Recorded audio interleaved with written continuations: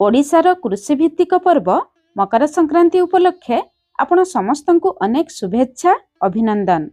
मकर संक्रांति पई आज आमे बनेबा पारंपरिक शैली रे सठिक विधि रे सुआदिया मकर चाउल बा मकर भोग।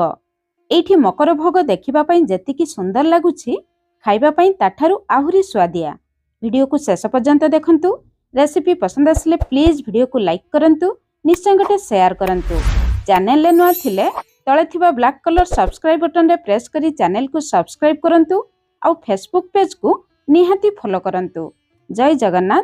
मो सस्मिता आपण समस्तन को स्वागत करूछि सस्मिता स्टार किचन को। मकर चाउल बनाइबा पई एठी मो 100 ग्राम रो नुआ बासमती अरुआ चाउल नेछि। आपण माने नॉर्मल अरुआ चाउल नै परिबे, किंतु नुआ चाउल नेबे। नुआ चाउल रे मकर भोग तयारी करा जाय। चाउल को 2-3 थर पानी रे भलो भाबरे धोई आमे 4 रु 5 घंटा बतुरे दबा। चाउल भलो भाबरे बतुरिले चाउल को कुटिबा पई सुविधा हेबो। एबे चाउल रे थिबा सब पानी को बाहर करी गोटे छांकुणी रे रखिबा। 5 मिनिट रेस्ट करिबा पई छाडिबा। चाउल रे थिबा सब एक्सेस पानी बाहरी जिवो। आज आमे पारंपरिक शैली रे मकर चाउल बनेबा। सेति पई हेमदस्ता नेबा। हेमदस्ता रे चाउल को कुटिबा। आपण माने शिळ रे चाउल को चूरी की बनै परिबे। जेहेतु छोट हेमदस्ता आमे 2 रु 3 थर चाउल को कुटिबा। चाउल कुटिबा समय रे आमे चाउल सहित 1 इंच रो अदा, 2टी गुजराती, 15 रु 20 टी गोलमर्च देबा। ए सब जिंस को चाउल सहित कुटी नेले मकर चाउल रे बहुत बढ़िया बास्ना, बहुत बढ़िया टेस्ट आसे।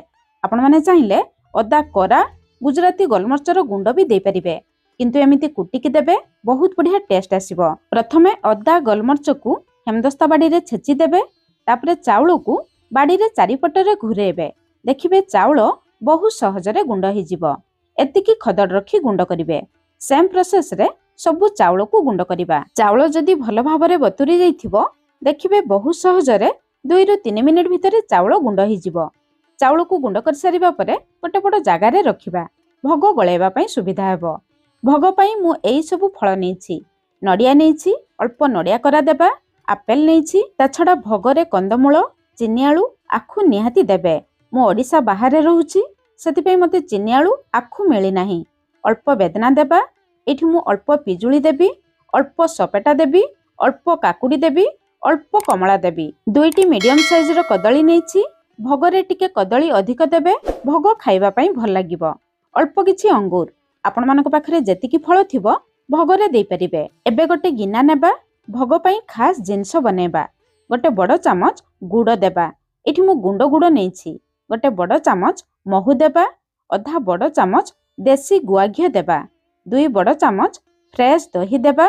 3 रु 4 बड़ चामच कंचा क्षीर देबा। एई 5टी सामग्री हेउछि 5टी अमृत सदृश। एई 5टी सामग्री को आमे भलो भाबरे गळेबा।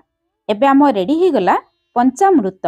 साधारणतः ओडिया घरर सबु पूजा पर्वपर्वाणी रे पंचामृत व्यवहार करा जाय। पंचामृत व्यवहार कले मनरे आध्यात्मिकता आसे। एई पंचामृत को आज आमे भोगरे व्यवहार करिबा। भोग गळेबा पूर्वरु हाथ को धोई भलो भाबरे परिष्कार करिवे। तापरे आमे कदली देबा। भोगरे मिठा पई एठी मु 80 ग्राम गुड़ नेछि। कदली मिठा रहिबो। आपण माने केते मिठा खाइबे सेही हिसाब रे देखिकी गुड़ कम बेसी करी नै परिबे। प्रथमे गुड़ कदली चाउल को भलो भाबरे चकटिबा। ताहाले कदली भलो भाबरे चकटी जिवो।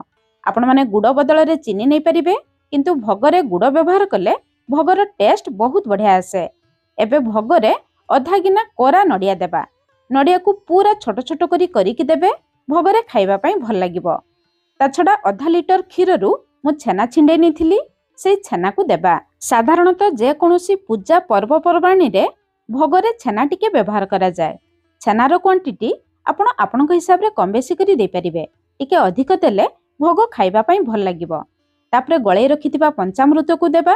सब जिंस को भलो भाबरे गळै नेबा। जदि आपण मानक पाखरे अन्य किछि फळ नाही एतिकी रे भोग लगै परिबे, कारण भोग पई जेतिकी जिंस दरकार एथिरे आमे सब जिंस व्यवहार करिछु।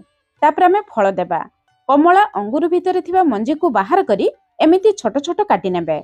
सब फळ को छोट छोट करी काटी नेबे। कंदमूल टान लागे, सेति पई अन्य फळ ठारू कंदमूल कम देबे आ पूरा छोट छोट करी काटी के देबे। ताहले भोगरे खाइबा पई भल लागिबो। जदि आपण माने आखु देबे, आखु को समिति पूरा छोट छोट करी काटी के देबे। एबे सब फळ को ଆମେ ଭୋଗରେ ଗଳେଇ ନେବା। ଗଳେଇ ସାରିବା ପରେ ଭୋଗ ଦେଖନ୍ତୁ ପୁରା ବହଳିଆ ଅଛି।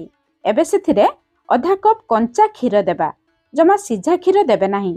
ଭୋଗରେ କଞ୍ଚା କ୍ଷୀର ହିଁ ବ୍ୟବହାର କରାଯାଏ। 4 ବଡ଼ ଚାମଚ ଫ୍ରେଶ୍ ଦହି ଦେବା। ଦହି ଦେଲେ ଭୋଗ ଖଟା ମିଠା ଲାଗିବ, ଖାଇବା ପାଇଁ ଭଲ ଲାଗିବ।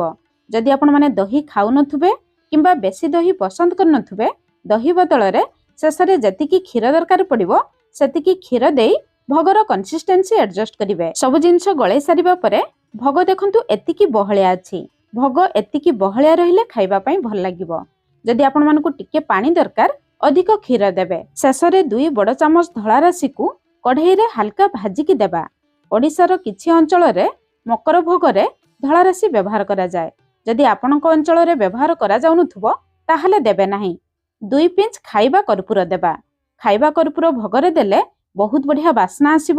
ଭୋଗରେ ଆଧ୍ୟାତ୍ମିକତା ଭାବ ଆସିବ। ଯଦି ଆପଣମାନଙ୍କୁ ପସନ୍ଦ ନଥିବ ଆପଣମାନେ ସ୍କିପ୍ କରିବେ। ଏବେ ଆମ ରେଡି ହେଇଗଲା ସୁଆଦିଆ ମକର ଚାଉଳ ବା ମକର ଭୋଗ। ଆପଣଙ୍କ ଅଞ୍ଚଳରେ ମକର ସଂକ୍ରାନ୍ତିରେ କ'ଣ କ'ଣ ଭୋଗ ଲଗାଯାଏ ନିଶ୍ଚୟ ମୋତେ କମେଣ୍ଟସ୍ କରି ଜଣାଇବେ। କମେଣ୍ଟସ୍ କରିବା ପାଇଁ ଜମା ବି ଭୁଲିବେ ନାହିଁ। ତାହେଲେ ଆପଣଙ୍କ କମେଣ୍ଟସ୍ ଅପେକ୍ଷାରେ ଆଜି ପାଇଁ ରହିଲି। ପୁଣି ଦେଖା ହେବା ନୂଆ ରେସିପିରେ। ଧନ୍ୟବାଦ।